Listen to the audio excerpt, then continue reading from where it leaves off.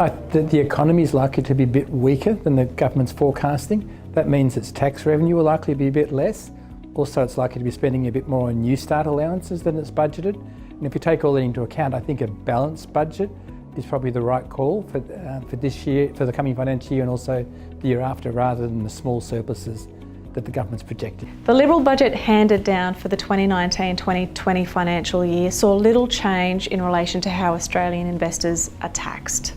There was no change to the tax rates for superannuation or family trusts or companies that hold passive investments. The only change that we saw was in the personal income tax brackets. I think people have forgotten about the risks of investing because it has been so easy to make money in the last several years as a result of interest rates coming down a lot.